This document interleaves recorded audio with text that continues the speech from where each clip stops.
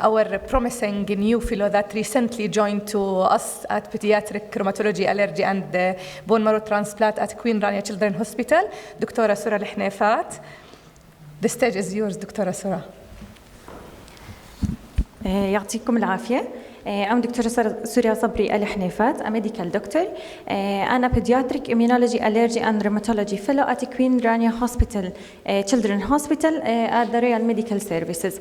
First of all, I would like to thank the Jordanian Rheumatology Congress and special thanks to my colleagues at Queen Rania Hospital for providing me the chance to express myself for the first time.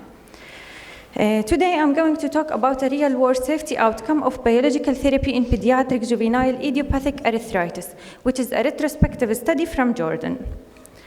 Initially, as we know, GIA is the most common chronic rheumatological disease in children with an estimated incidence of about 1 per 1,000 children.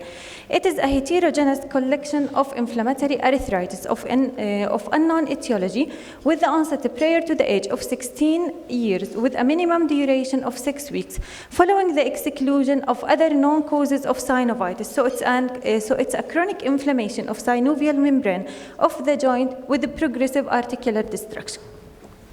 And according to classification criteria of International League of Association for Rheumatology, GIA has been classified into 7 main subcategories according to the number of joint involved, presence or absence of extra-articular manifestation, and the presence of or absence of additional markers, including rheumatoid factor and HLA-B27. So, the main diagnostic criteria for GIA includes the age of presentation should be beyond or less than 16 years, in addition to the presence of arthritis, which is a swelling or effusion, or the presence of 2 or more of the following signs, which is limited range of motion, tenderness or pain with motion, and increased heat in 1 or more joint. Duration should be a minimum of 6 weeks, and the onset type of GIA defined by the type of articular involvement in the first 6 months of disease onset. So it's classified into oligo, polyarthritis, and systemic onset disease according to the type, to the number of joint involved during the first 6 months of disease onset, in addition to exclusion of other form of juvenile arthritis. So according to ILAR classification, GI classified into 7 subcategories. The most common one, which is oligoarthritis. Oligoarthritis, it involves less than 4 joints. It is the most common type of GIA, account for around 40 to 50% with female predilection. Oligoarthritis also subdivided into persistent oligoarthritis or extended oligoarthritis by the number of joints involved after the first 6 months of disease onset, while polyarticular GIA account for around 25 to 30%, with also female predilection, subclassified into rheumatoid factor positive and rheumatoid factor negative, according to the presence of 2 or more rheumatoid factor positive tests at least 3 months apart in the first 6 months of disease onset. While systemic onset GIA account for around 5 to 15% of GIA, males and female are equally distributed. In systemic arthritis, or the diagnosis of systemic arthritis require the presence of fever, quotidian fever, at least 2 weeks, in duration, documented to be daily for at least 3 days, the presence also of arthritis, in addition to 1 or more of the following: generalized lymphadenopathy, evanescent non-fixed erythematous rash, organomegaly, and serositis. While enthesitis-related arthritis account for around 10 to 20% of GIA, the mean age of onset in enthesitis-related arthritis around 12 years. Enthesitis-related arthritis has a male predilection. Psoriatic arthritis account for around 5% of cases of GIA, and the last category is undifferentiated GIA, in which arthritis doesn't meet any of the previously mentioned category or meet 1 or more of the previously mentioned category. The American College of Rheumatology published the initial recommendation for GIA in 2011 that provide the guidance for the treatment of GIA and for monitoring of selected medical therapies, and it was updated in 2013 and focused on the treatment of GIA. So in our treatment, we use the ACR criteria a guideline for the treatment of GIS. And in ACR guideline, the main therapeutic agent that we use is subclassified into 4 main categories. The first one, which is NSAIDs, conventional synthetic disease-modifying anti-rheumatic drugs, biological disease-modifying anti-rheumatic drugs, and glucocorticoid, whether it's systemic or intra-articular. Regarding the treatment of oligoarthritis, we will focus only on the biological agent that we use in treatment of oligoarthritis, particularly if there is inappropriate or incomplete response to the use of intra-articular corticosteroid in addition to NSAIDs with at least 1 non-biological DMARD. So we will proceed to the use of biological DMARD in the treatment of oligoarticular GIA. In cases of systemic onset GIA, it depends on the presence or absence of macrophage activation syndrome, which is the most serious complication that may be encountered in patients with systemic GIA. So in the absence of macrophage activation syndrome, interleukin-1 and interleukin-6 inhibitors strongly recommended as as a part of the initial monotherapy treatment. While in the presence of macrophage activation syndrome, we also use interleukin-6 and interleukin-1 inhibitor that are conditionally recommended over the use of calcineurin inhibitors as the primary or the initial monotherapy. Regarding the treatment of polyarticular GIA, it depends on the presence of other risk factors like rheumatoid factor positive, anti-CCP positive, and joint damage, or whether the polyarticular arthritis divided into low disease activity according to JADAS or moderate to high disease activity. So we can use the biological agent as a first line in the treatment of polyarticular GIA. So, in rheumatoid arthritis patient, after the first therapeutic step, the recently provided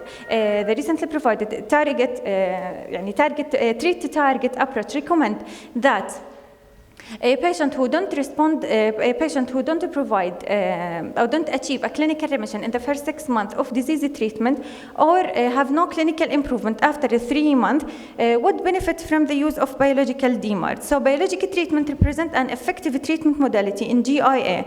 Steroid and conventional disease-modifying anti-rheumatic drug are the first-line treatment, and biologic agents are used in cases of inadequate response or intolerance to conventional DMARDs, are shown to have a highly effective and safe profile. And the main categories types of biological DMARD that we use in the treatment of GIA: anti-tumor necrosis factor, CTLA4 like abatacept, anti-CD20 rituximab, interleukin-6 and interleukin-1 inhibitors, and interleukin-17. This slide shows the main adverse event that was recognized during the treatment of GIA with the biological agent.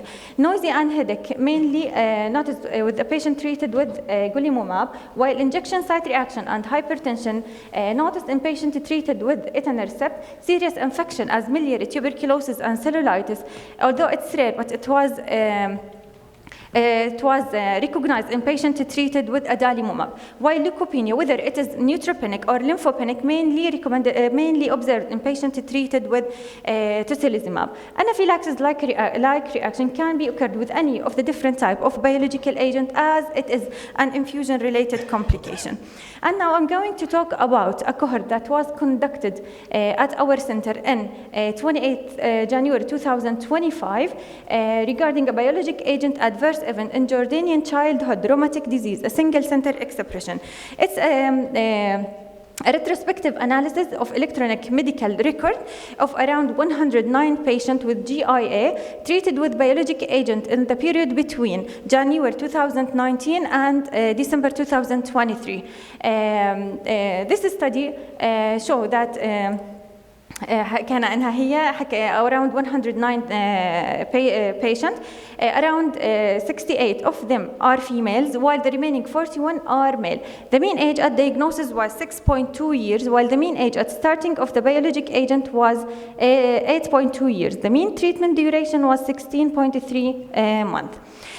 GIA subtype distribution in our cohort. Oligoarticular GIA is the most common type of GIA that is encountered in our center, followed by systemic onset GIA, then polyarticular enthesitis-related arthritis and psoriatic arthritis. Almost all of the previously mentioned patients in our cohort received a concomitant DMARD. MTX was used in 103 patients, leflunomide in 12, salazapyrene in 5 patients, and cyclosporine in 7 patients. Biological agent frequency in different GIA subtypes. In patients with oligoarticular GIA, the total number of biological agents that was used around 69 different biological agents.